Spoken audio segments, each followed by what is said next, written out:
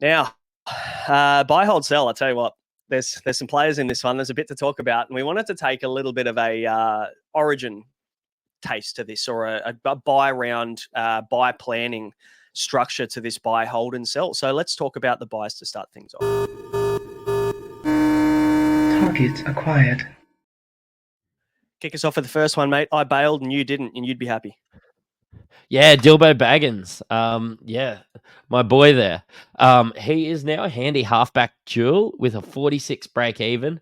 Doing absolutely everything for Parramatta. 680K, so still at 100K discount for what he started the year on. Touched extremely low 600s. I'm not sure if he went as low as 500 this year, but Dylan Brown's an absolute no-brainer now that you can play him in any of those four spots, don't you think? Yeah, that duel is golden. I think it's provided us a bailout strategy for anyone who held Nathan Cleary that extra week and didn't jump on Sam Walker. So for me, that's exactly what I'll be doing this coming week. It'll be Cleary to Brown, and it's a pretty easy move. And Josh said it last week on the show, or was it last week? Yeah, it might have been, with that Dylan Brown provides more value now at halfback than he does at 5'8", which is wild to think when we were talking about at the start of the season, 5'8" just being terrible and having halfback with so many great options. But now we got DCE going to Origin. Jerome Hughes is out. Nico's probably going to play Origin. Cleary's injured. It's a shambles at halfback.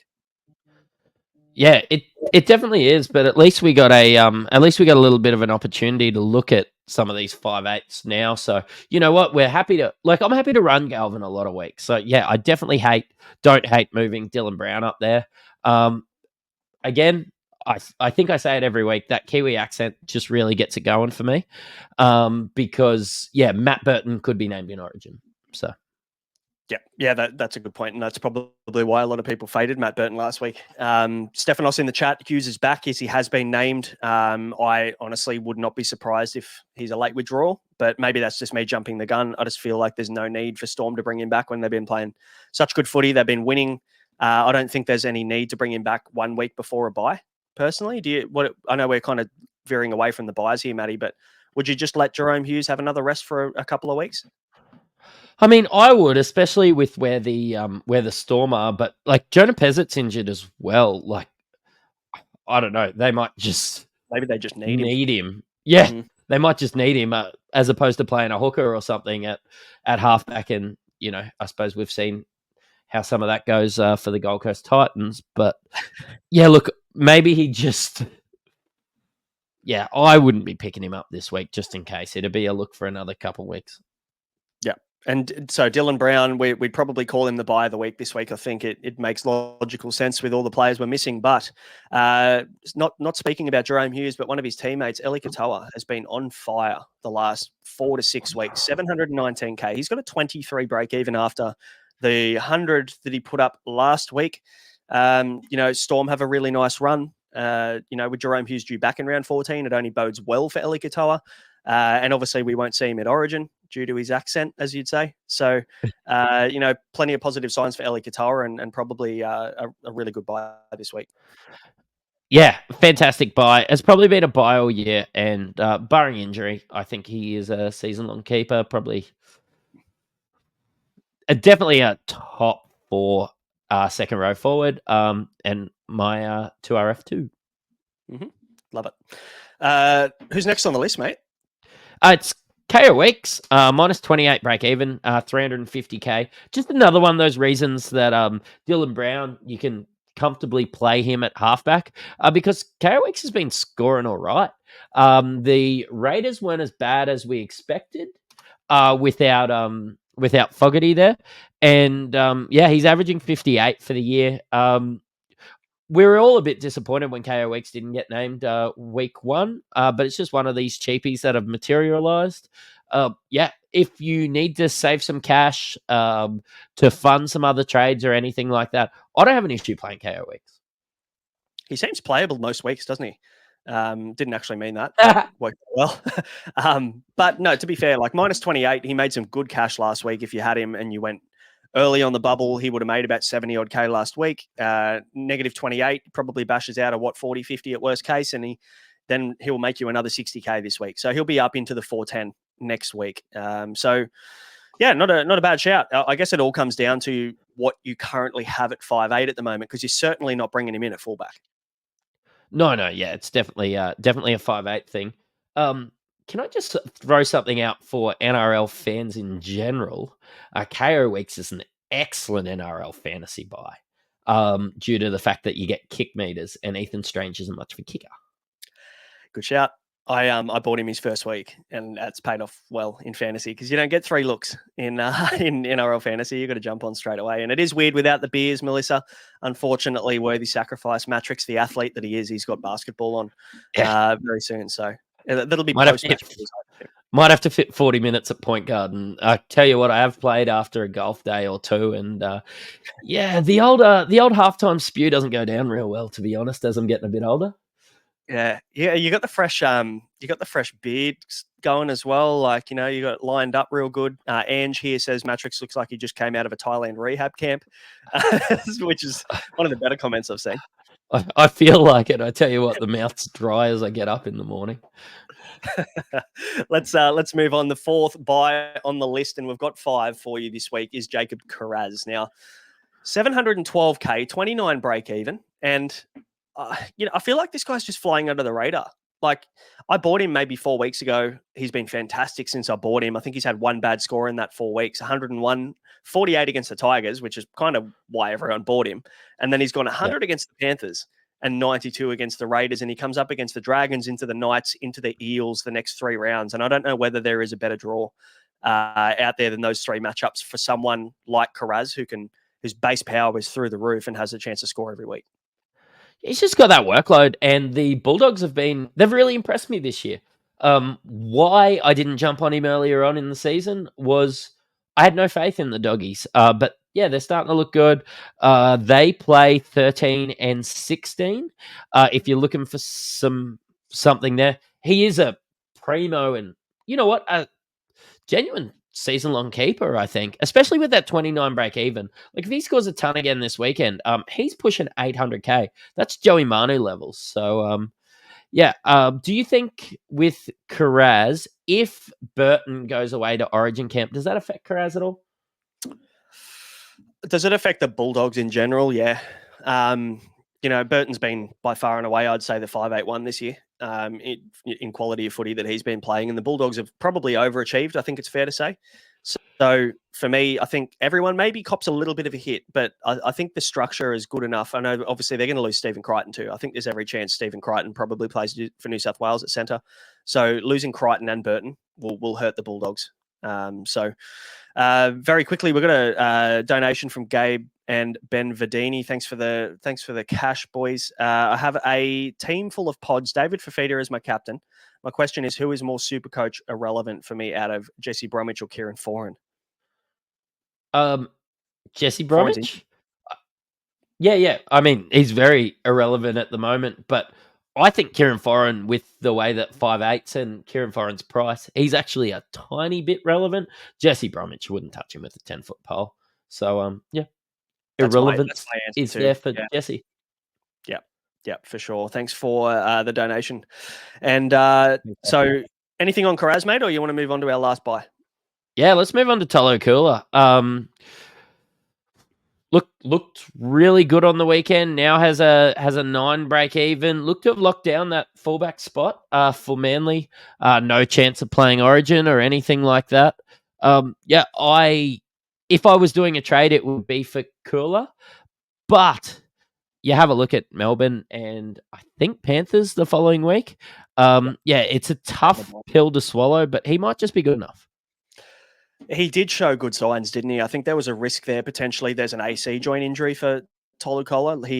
It looked like he was struggling through the majority of the game with that. But as we know with AC joint injuries, we've seen them throughout the year already so far, that a player can play through that and it's a pain tolerance issue. So, the only issue is he runs the ball hard, Cola. When he runs like a prop.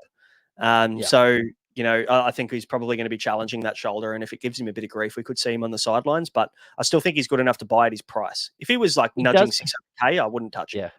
He does have around 13 buy as well.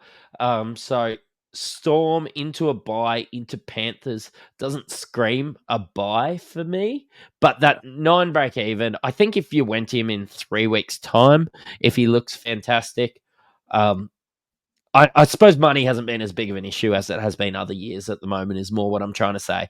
I wouldn't be disappointed if I had to pay $5.50 for him in 3 weeks' time, just to miss out on his 30 and 50 against Panthers and Melbourne. And before we obviously finish up the buy section, Respect Studios, thanks for the donation, guys. Really appreciate that. Do you trade in Lukey for Finafuiaki or Joe Chan, keeping in mind his depth is pretty ordinary? I'm a big Lukey fan. I'm just so concerned about the injuries and just the repetition and the amount of injuries this guy's had over 3-4 seasons. All the potential and just can't stay on the park. But I do like Lukey. Who would you trade? Would you trade Finafuiaki or would you trade Chan? Yeah, it'd be Chen for me, especially if my depth was bad. Just getting more players that are able to be out there playing on the park. Hylam Lukey is definitely a better play for me than Finafuiaki and Chan. And I think Hylam Lukey will end up chewing away at Finafuiaki's minutes. But Chan's not playing at all. So maybe in some of these buy rounds, you get 2 extra numbers. Finafuiaki could jag a try even if he's only playing 35 minutes. I think it'd just be Chan for me. Because Chan's not playing at the moment, right? No, he's out. But it also feels like a bit of a handcuff, doesn't it? Like Finafuiaki obviously playing in Lukey's position and replaced Lukey when he got injured. So like you could probably, for any of you fantasy players out there, know what a handcuff is, where you pick easy the backup quarterback in NFL or something like that. Where if Lukey does go down again, Finafuiaki is the guy that benefits. So if you want to play that and you're happy to cop the cash loss on Finafuiaki, I think that's maybe the play I'd go with. Mate, now on the buy list, we don't necessarily have a player, but we've got some teams to focus on, and we wanted to make this a little bit of a kind of buy schedule, origin schedule pod. Now, if we bring up the rounds 13 to 20 draw, so this is obviously the buy period here where you get the major and the mini buys in there. Now, there's 4 teams at the moment that are going to play 13 and 16. There's one team that will play all 3 major buy rounds in the Dolphins.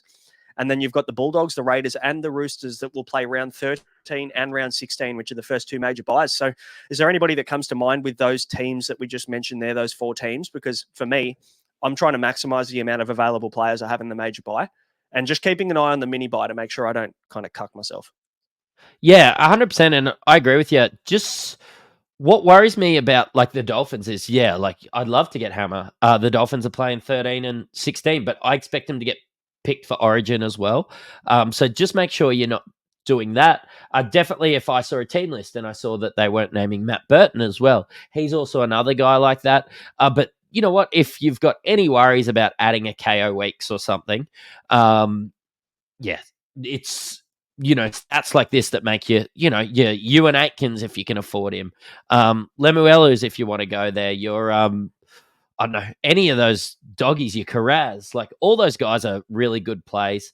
But yeah, the Roosters worry me when we own so many Roosters that when you get to round 14, I have genuine concerns for myself in round 14, having 4 Roosters. And I couldn't get Sam Walker, which turned out to be a blessing. Yeah, that worked out well. And I think I'm the same. I didn't get Sam Walker last week either. And I had this in the back of my mind. I was kind of thinking to myself, how many Roosters can I end up having? Because I mean, Joey Manu's going to be a target in round 13. I don't really care how many players I got. If I want to get the best player in my team for the major buy, Joey Manu could be that guy at fullback if Teddy gets picked for Origin, which is a big if. Now, for the Dolphins, I'd probably, if I don't have Max Plath, I like Max Plath. Jermaine Asako, if you don't have him, he's going to start to leak a fair bit of cash, which is an issue. So for me, I'm probably going to lean away from Asako. But for the Finns, I was loving Connolly Lemuelu. And we were talking about him earlier today, but he's been named on the bench. If I do see a late switch with maybe him and Felice Kafusi this week, I might take a plunge and do a salmon to Lemuelu. I actually have no Dolphins in my team at the moment, which maybe is an oversight. Oh, me too, but that's mainly because I don't like them. Can I tell you how much they've been like kissed on the Wii with their schedule? They're playing Panthers and Melbourne straight after Origin.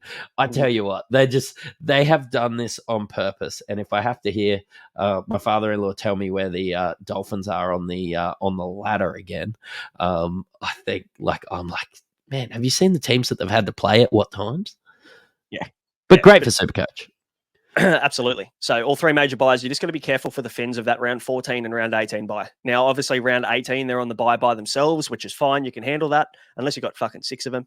But yeah, the Bulldogs obviously are probably the pick here because they don't have that round 14 buy.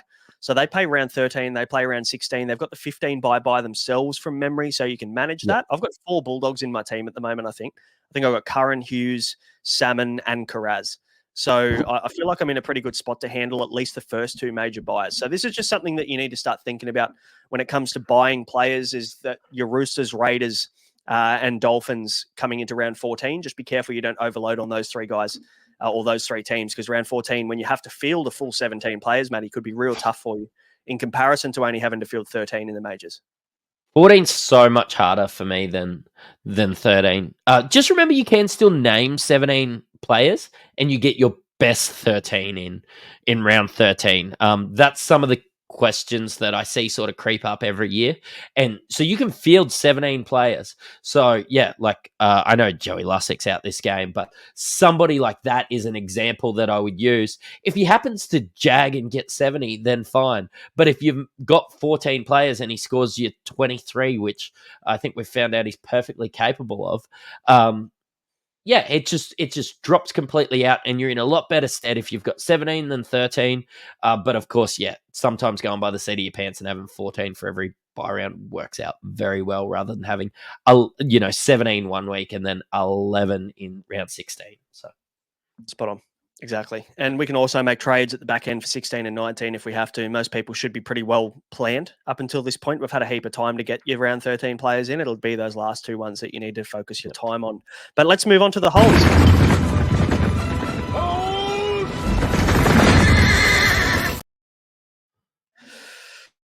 Oh, I tell you what, this guy, the last 2 weeks, hasn't he pissed Supercoach owners off?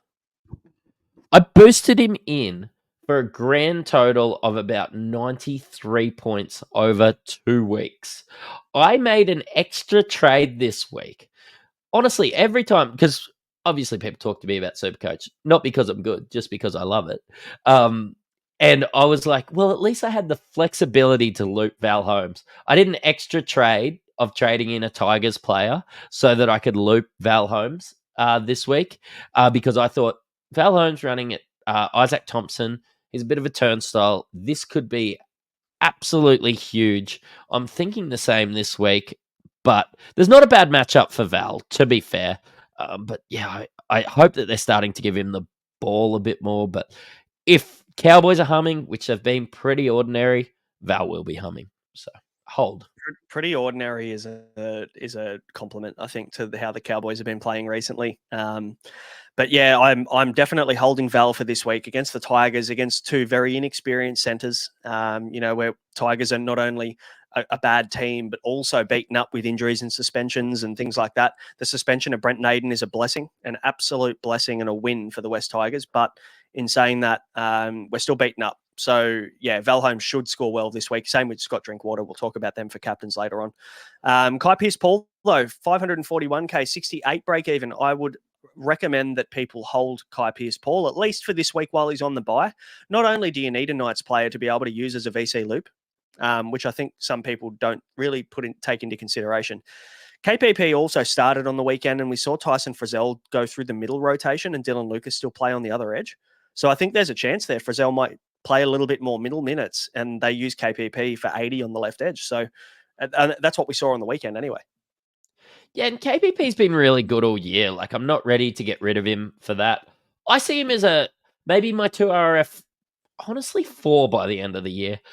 Let's not waste trades willy-nilly. If you're in a position where you're sitting with 30 trades, then by all means, trade some of these guys out. And then if they bottom out, you can trade them back in again because you've got those trades. But yeah, for me, and especially anybody with maybe 26, 27 trades and below, you'd be mad to get rid of Kai Pearce-Paul. I don't even think he's a trade out the following week after the bye. Yeah. Unless we start to see him consistently benched and playing 40 minutes or just playing the second half, and kind of what Adam O'Brien's been doing when they do bench him is he doesn't even play the first half at all. So if we do start to see that consistently for a couple of weeks, or we get word from Barry Toohey potentially that this is a plan long term, I'd be bailing, but I think he's too good and there's too much attacking upside there to bail right now. He did 59, scored 59 on the weekend doing fucking nothing. So for me, that's a hold. Ronnie Mulatalo, though, mate, you've got him and you've had him through his little dream run there, but things have slowed up pretty quickly for Ronnie. But the draw looks pretty bloody good. And I'll tell you what, he might be on the buy list next week. Yeah, he could nearly be on the buy list this week. I think he'll maybe drop a little bit of cash this week. But for someone you pay 600K for, and I didn't pay like the 800K or whatever when he nearly touched 900K. I didn't pay that money, so I'm probably less frustrated than some of the guys out there. But to be completely honest, if you've paid this sort of money for him, that's a guy that you play on matchups. And Ronnie Mulatalo's always been somebody that you play on matchups. When Nico goes away, if Braden Trindle comes back, Braden Trindle loves to go to Ronnie Mulatalo's side. So basically, as soon as Braden Trindle left the team, Ronnie Mulatalo wasn't scoring as many tries. But the thing is, what I've saw from Ronnie Mulatalo is that base this year. Like, when he doesn't score tries, he gets 40 now. He gets 50 now. Hey, he even gets 60 at times. And that screams keeper to me. Used to be a guy that would never score well if he didn't score tries, and now we're getting enough. And Simon Brown, I knew you'd be here, mate. This is for you, this one, because we're being back and forth pretty much all season, Simon and I, about Ronnie Mulatalo, and we bought him at a bad time last year, and I'm hoping that I can reverse that for everybody. So back on the Ronnie train next week, fingers crossed. But he is a hold this week. Terrell May, also probably a hold, 610K. He's got an 82 break even, which just it isn't ideal. I know that people are probably panicking with the potential money that you would lose, but he does play round 13. And I think we do need to look at the numbers for round 13 and these guys. You could trade him in round 14 if you need to upgrade him for a keeper. Yeah, no, I'm not wasting any trades at front row forward at the moment. So, Terrell May, 610K. I'm just impressed that Terrell May's reached 600K, to be honest. I know. This isn't a bad thing. This is a great thing. It's wild. I think I said to you today, how the fuck is Terrell May 610K? Like, when did that happen? I think it must have been off the back of his 120 that he got that other week, 2-3 weeks ago. So, and they'll drop out, and he'll drop to mid 500s again. But surely you've got bigger issues than Terrell May in your front row forward. You would think so. Now, there was a question from Nikhil here about Trey Fuller. Is Trey Fuller a hold? And the answer is absolutely yes, considering he'll only miss this week and he'll be back for your major buy in round 13. And then you can probably trade him after that, can't you? Yeah. Yeah, I've traded him out. But if you held on to him through last week, definitely hold him through for this week, because that's why you've held on to him at this stage. Yeah, don't change your plans for any other reason. Like, it's 429K. I'm sure you're going to do okay without that. And I do expect him to score well in the buy round and go up in cash. And then it's time to get rid of him and probably trade him that week to somebody that'll help you out in that mini buy round. So, Yep, good shout. You might have to bail on a Dolphin or a Raider or someone like that in round 14, or a Roosters player like a Terrell May in round 14, but you can worry about that then. And then we've got a little combo of players here that, I probably would hold for a number for round 13 in Smithies, Lussick, Azarko. I know that people are starting to panic and go, shit, they're going to start to lose cash. Smithies has been mid, but I mean, are you really going to complain with Smithies scoring you 48 to 51 every single week? That's a fine 2 RF6 or 5, really, isn't it? Yeah, I'm fine with Smithies at the moment. Some of these other ones I could nearly get around selling though. Yeah. I mean, Joey Lussick's a weird one, isn't he? Because I think a lot of people are now using him as an upgrade tool, especially with Api Coruscant now finding a bit of form and got the goal kicking back. People feel a bit better about him. The Tigers, though, they miss round 13. So I'd probably be urging people to hold Joey Lussick until round 14, and then you can go to Api, who will then play 14 through to 25 back to back. So that's probably the way I would approach Api or any Tigers players, really. Anything else to add in the ads on the hold? Sorry. Not really. Air of caution around Asako. Like, yes, he got absolutely no ball this week. I just have a look, and I expect the Dolphins to go through some rough patches at some stage. And we all saw what happened to Dallin with Tenny Zalesniak. Asako's a lot of money. You've probably paid a lot of money. Just know that if you hold him and he goes back down to, he could be 500K at some stage. And you probably just have to commit to holding him or commit to selling him. And now's the time. Good shout. Let's move on to the players you should sell.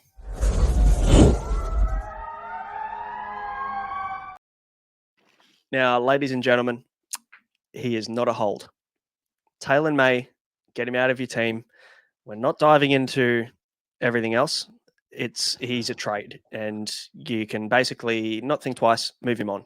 And he's at the price, isn't he, where you can probably move him on to a keeper if you've got enough cash in the bank. Yeah. Yeah, 100%. Like, you know what? He's still worth a lot of money. He's not worth holding out indefinitely. So yeah, there's no timeline. There's nothing there. Yeah, Taylor May is a trade. Absolutely. I've revoked his nickname as well. So he is Taylor May moving He's forward. gone. Won't mention him again. Cam Munster, obviously a trade. He's a sell. Get rid of him. He's out for 8 weeks. You're not going to hold a guy like that with that much cash on the bench for 8 weeks. Nathan Cleary, also, same applies to him. If you haven't moved him on yet and you were waiting, Dylan Brown now has your halfback duel. There's probably the most popular trade for the week is going to be going Nathan Cleary to Dylan Brown if you held on. Otherwise, I think even at 5'8", he's a bring-in. If you can upgrade it to Murray Martin or someone like that, or an Ethan Strange if you're sick of him, I'd probably be trying to get Dylan Brown in my team. RTS, if you held on to him, he is also a trade. So we've got a lot of guys now, and a lot of the top sold guys this week are just delays, I think, for people that had bigger problems last week, because there was a bit going on last week with trades. So, but yeah, they're the 4 easy sells. And how do you feel about moving on Origin guys that are potentially going to miss a mini buy round through that Origin period? Because if we use, let's just say, David Fafita, for example, right? He's going to miss round 13, 16, and 17, which means he's only going to play round 14 and 15 over that 5-week period. So are you opposed to moving on, or are you just going to hold your guns that are playing Origin? I'm just going to hold, and that's only for teams that have built up a little bit of depth. I've made some mistakes in the past, like I think David Fafita has been one of them. Valentine Holmes has definitely been another one. They sort of get around camp and play some really good footy through this period as well. Just make sure if you're sitting there and you've nuffed a few, or maybe you were chasing the weekly win one week, and you've nuffed out a couple, then yeah, you need guys that are playing. But as long as you're okay with holding him all year, and most of these guys I am, definitely your Fafitas, your Val Holmes, all those guys, I think you can cover them, especially with some of these guys like Talangi and David Armstrong playing really well. You know what? I'm not opposed to sitting Val playing David Armstrong at the moment. With my luck, they'll probably outscore him anyway. I would not be sitting Val this week. But anyway, that's up to you. Definitely not. I'm just saying, like, if Val was not playing that week, it's not the end of the world if you're playing a Talangi or a another guy that's 300K. Yeah, you've built that depth throughout the year so that you can hold these guys. Yeah, good shout. We've got a question in the chat. Is Ruben Cotter a sell? 95 break even. He's going to play Origin. We've seen the tendency to rest or reduce Ruben Cotter's workload through the Origin period as well. Todd Payton isn't opposed to doing that.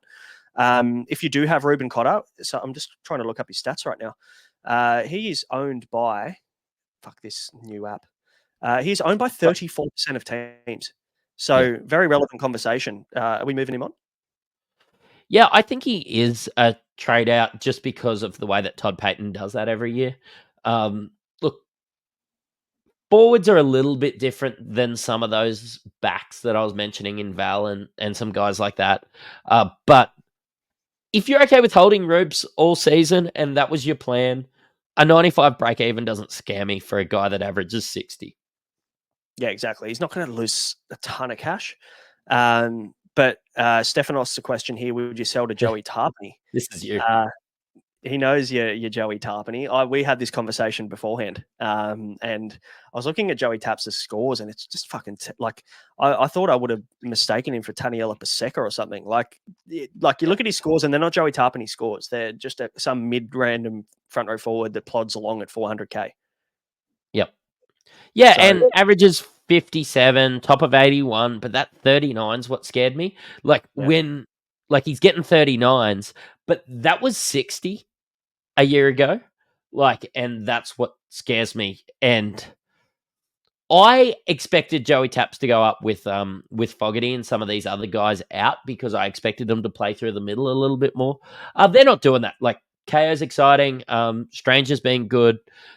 Yeah, I know I've mentioned it nearly all year wanting to go to Taps, but I think you talked me out of it. So watch him score average 80 for the rest of the season. Thanks for coming.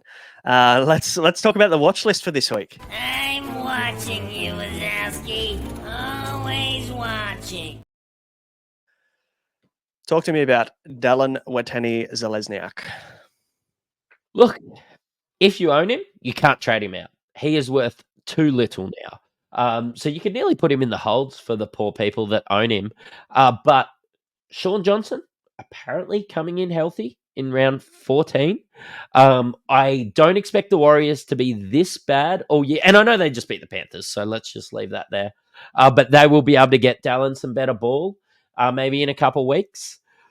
Look, he is nearly a buy with a 90 break even with who the Warriors are playing this week, which I believe is the Dolphins. Oh, I kind of like that matchup too.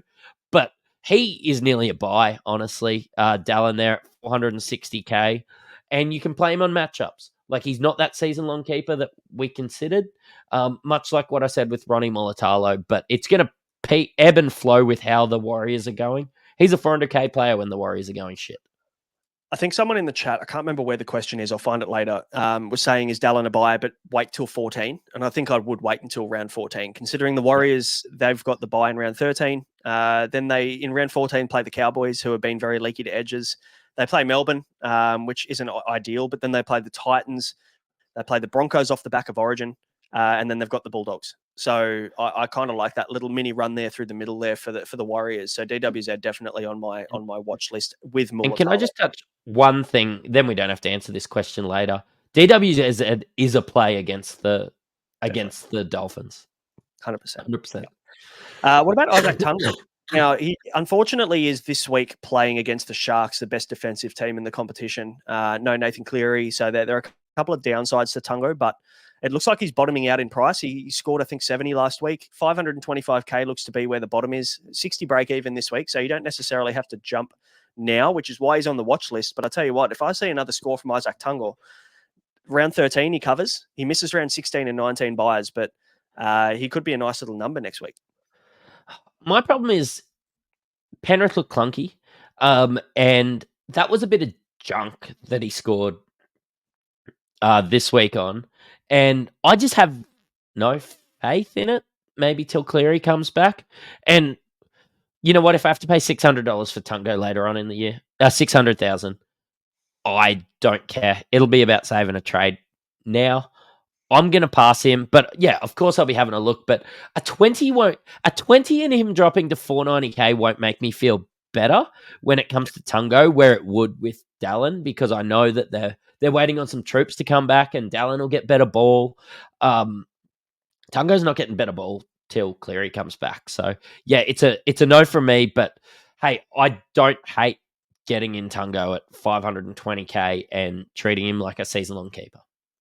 Where Hamo and I, sponsor of the show, chat about our trades every single week, and he helps me with my AFL every now and again, as well as Mick and Skitty. And he basically said, "Tell me what to do this week." And he goes, and I can't remember what I told him to do trades wise. And he goes, "Cool, I want to do this," and I'm like, "I hate it." And he goes, "Perfect, I'm going to do it then." So he's now playing anti-Braino NRL Supercoach, where anything that I do or tell him to do, he does the opposite of it. And it worked out fucking perfectly because he captained Latrell last week and bought Isaac Tungo. And I told him to do neither of those things. So he's had a cracker of a week. On the watch list, the third and final player on the watch list is Justin Matamua. Yeah, and for the Tiger supporter in me, maybe there's a little bit biased in this, but it is a watch for a reason. Obviously, this guy's very raw, but I would love to see him actually get an extended run in this team, and I think he deserves it now. I think Benji in the press conference came out and said that some heads were going to roll in a friendly way, saying that the discipline's been poor and we keep beating ourselves. Talking about the Tigers, so. Now they're leaning into hopefully Matamua starting at lock with Isaiah Papali'i back to the edge, and John Bateman isn't back for a while. So hopefully they can experiment and let Matamua find his feet in first grade, because I think he's genuinely a good starting 13, a good ball playing starting 13 for the Tigers that they haven't had for a while. So we'll keep an eye on Matamua moving forward, because he is nice and cheap, and could be a nice little downgrade option at 2RF when the West Tigers become relevant. Now also, we're talking about there's 4 teams here that are going to miss round 13, but they're going to play around 16 and 19. So those teams are the Tigers, the Titans, the South Sydney Rabbitohs, and the Manly Sea Eagles. So they do miss round 13. So what I would be urging people to do when you're looking at players like this, obviously if it's a primo or if it's a keeper, doesn't necessarily matter. You don't have to worry about waiting. But if you are getting these guys in to take advantage of the draw or the schedule through the bye period, I'd be holding off until round 14 for Tigers, Titans, Souths, and Manly players. I'd watch them. I'd have a look, and then obviously pull the trigger so that they can cover those last 2 major buys, because they don't have a buy between rounds 14 and 25 at all. So you get a nice free run of availability there in schedule. So that is those are the teams you should be looking at. Now, Melissa Hanson thinks you need to throw that TV out in the background there, Matty. It's seen better days. Oh, I need someone else to come around. So I've got an old Super Nintendo that I plan on setting it up with the TV. I've picked it up on Marketplace. So yeah, I want to set up a retro gaming lounge. I've just got a leaking roof in the room. I want to set it up. So yeah, it gets thrown in here. Can I add one more to the watch list just to be a pain in the ass? And that's on me for not ever doing the notes. Ryan Madison, or like just generally these guys at Parramatta, like your Cardis, like your Lanes, like if you were swinging the axe from the games that you've watched, wouldn't it be for someone like Sean Lane that has been extremely underwhelming? And if you've got somebody like Matto there, look, maybe Barrett in a couple of weeks starts to experiment. And Matto's the guy at that price. Like, I know we've said a few weeks ago, like, oh, is Matto someone that we can look at? And it's no with Brad Arthur's rotations and what he was sticking with. But there's a new coach in there, and I'm going to be having a look at Parramatta pretty closely. Ryan Madison, I can get around. Not sure I can get around Sean Lane. I don't know how much is going to change there, unless we do see when Mitch Moses comes back into this team, it frees Dylan Brown up on the left edge a little bit more, and they go back to that combination they had in 2022. I meant that they're gonna like get dropped. Lane's minutes drops and somehow Matto picks up some minutes on the edge or some stuff like that. Yeah. Well, Hopgood's basically been all but confirmed to have the 13 jersey, or at least get a game in Origin 1, maybe off the bench wherever. Yeah. But I know Paddy Carrigan will be the 13, I would say, but I'd say Hopgood gets bench minutes. So which means that Ryan Madison could play in the lock position for Para in round 13. So that's worth keeping an eye on, I guess, as well, is who's going to fill in for Hopgood in those major buys, and if he gets a rest afterwards. So Matto at lock in the middle of the field, man, we know what he can do. So I don't mind that. Yeah, and he's cheap. He's $440K at the moment. So I don't think I can remember in the last 5 years a time that Matto was cheaper, except last week when he was $430. Sorry. It's a shame the Whisperer isn't here to talk about Ryan Madison, probably one of his favourite players, I think, when it comes to Supercoach. So we'll spruik him for you. But that'll bring us to the end of the buy, hold, and sell segment and the watch segment. There's plenty going on this week, but also leading into buys. So hopefully you got something from that.